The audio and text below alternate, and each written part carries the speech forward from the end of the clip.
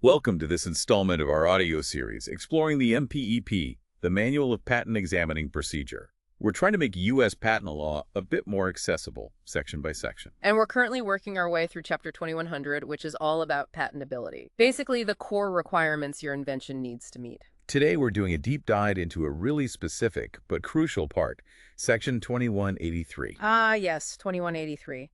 Making a prima facie case of equivalence. Sounds a bit dense, maybe, but it's fundamental if you're dealing with certain types of patent claims. You mean those means plus function or step plus function claims where you define something by what it does? Exactly. Under 35 U.S.C. Section 112 used to be the sixth paragraph of Section 112. For those who remember, you can claim an element by its function. Section 2183 tells examiners how to figure out if something already existing, in the prior art counts as legally equivalent to the structure you described for doing that function. Okay, so it's about comparing apples and functional apples. Yeah. How does an examiner actually make this case for equivalence? Is it just saying, hey, this looks similar? Oh, no, it's much more formal than that. The examiner has to establish what's called a prima facie case. It's like building the initial argument. And what does that involve? What boxes do they need to tick? Well, MPP 2183 lays out three specific conditions they need to find. First, the prior art element has to actually perform the identical function that you've specified in your claim. Simple enough start. Okay, performs the function. What's second? Second, that prior art element can't be something you explicitly excluded in your patent's description, your specification. If you said, my invention uses structure X, not structure Y, they can't usually point to structure Y as an equivalent. Right, so it needs to do the job and not be something I specifically ruled out. And the third? The third is the real core of it. The examiner has to show that the prior art element qualifies as an equivalent to the corresponding structure that you actually disclosed in your patent specification for performing that function. Qualifies as equivalent. That sounds like where the arguments happen. Did they just state it qualifies or? No, absolutely not. They must articulate a reasoned explanation. It has to be in the office action, laying out why they think it's equivalent. And crucially, they need to back it up by referencing relevant Federal Circuit case law. It's about legal standards, not just superficial similarity. Okay, so a reasoned argument citing the law. What kind of arguments or, let's say, legal tests do they typically use to support that claim of equivalence? What are the main ways they try to prove it? Right. MPP 2183 points to three main pillars, let's call them, for supporting an equivalence finding. The first one is probably the best known, the function, way, and result test. Ah, the classic test. Been around a while, hasn't it? It has. For this test, the prior art element doesn't just have to perform the same function. It also has to do it in substantially the same way and achieve substantially the same result as the structure you disclosed. And just performing the function isn't enough. I remember reading about a case, something about envelopes. Exactly. The Chemco sales case. Perfect example. Both devices in question close an envelope, same function, right? But one used an internal adhesive, like a pressure seal, while the prior art used a traditional external flap you had to moisten. The court said, hold on, even though the function was the same, the way it worked, internal pressure versus external moistening, and the result, different kind of sealed envelope, were substantially different. So no equivalence there. The way and result really mattered. Absolutely. It shows how deep the analysis goes beyond just the basic function. It's a potential deal breaker. Okay, so that's function, way, result. What's the second pillar? The second pillar is recognized interchangeability. Here, the question is whether a person of ordinary skill in the art, your typical expert in that specific field, would have recognized the prior art element as being interchangeable with the structure you disclosed in your patent for performing that function. So it's like asking, would an engineer in this field just swap these parts out without thinking twice? Pretty much, yeah. Would it be considered a known substitute? You'll see cases like Caterpillar and Shimonada cited here often. It's all about that perspective of someone skilled in the relevant technology. Got it. Interchangeability from the expert's view. At the third pillar. The third one is about insubstantial differences. An examiner might conclude equivalence if the differences between the prior art element and your disclosed structure are, well, just not substantial. Minor tweaks, basically.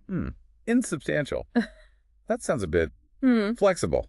How different is too different? That's always the question, isn't it? Cases like IMS technology talk about this. Even if some bits are missing or the size or shape is a little different, if the core way it performs the function isn't significantly changed, it might still be deemed equivalent. So maybe different materials, slightly different shape, Yeah. but it works fundamentally the same way. It could be. But again, it often comes back to that function-way result idea. If those insubstantial differences actually lead to a substantially different way of operating or a different result, then they probably are substantial after all. It's a balancing act. Okay, so the examiner uses one or more of these pillars.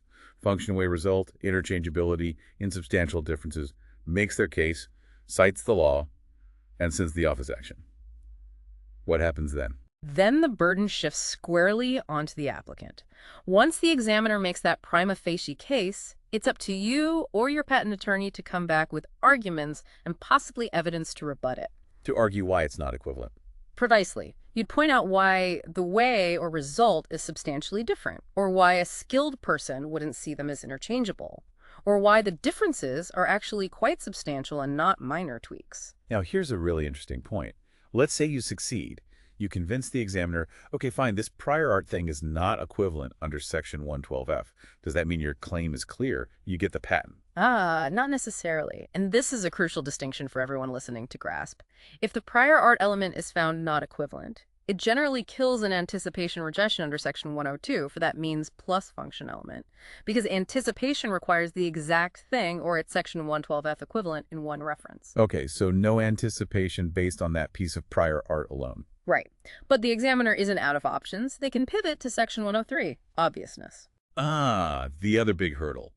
So even if it's not an equivalent, it can still make the invention obvious. Exactly.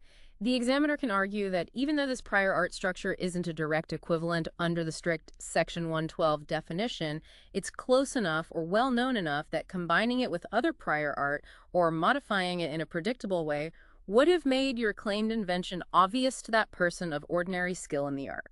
So they might say, okay, it's not equivalent for Section 102, but it's so similar that it contributes to making the claim obvious under Section 103. You've got it. The MPP even mentions this strategy, especially for tricky cases like vaguely defined structures or product-by-process claims, citing cases like In re Brown and In re Swinehart. It's a fallback argument, but a powerful one. Wow. Okay, so understanding 2183 isn't just about the definition of equivalent. It's about the whole back and forth, the burden shifting, and this interplay between anticipation and obviousness. Why is getting into these weeds so important for, inventors or practitioners? Because it's at the heart of how functional claims are examined and either granted or rejected. If you're an inventor, you need to understand how the structure you disclose will be compared. If you're drafting or prosecuting applications, you need to know these tests, anticipate these arguments, and be ready to rebut them or distinguish your invention effectively. It shows just how detailed and, frankly, strategic patent law gets, especially with functional claiming.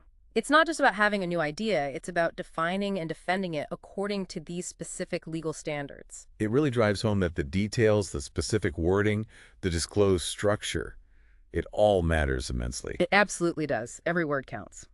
Before we wrap up, we definitely want to thank Mike Shepard. He's the creative director behind this whole educational initiative, and we appreciate him envisioning and organizing this series. Disclaimer. This summary of the MPEP was generated using AI tools, including ChatGPT and NotebookLM, and may contain errors or omissions. It is provided for general educational and informational purposes only, and is not legal advice or a substitute for formal instruction. For authoritative guidance, please consult the official MPEP, a qualified instructor, or a registered patent practitioner. So here's something to think about, going back to that Chemco case. If prior art performs the exact same function, closes the envelope, but uses a totally different mechanism, maybe like tiny robotic arms instead of adhesive, is that difference in the way it works automatically substantial? Or could it still be argued as insubstantial if the end result is identical? It really makes you ponder how fine that line is between non-equivalent for anticipation, but potentially still rendering a claim obvious. Where does the structural difference become fundamental? Something to consider.